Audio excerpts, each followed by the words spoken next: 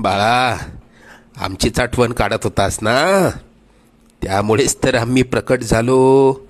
अरे मायबाप मानतोस ना आम्हाला, मग तुला पैशांची गरज असताना सांगायचं ना.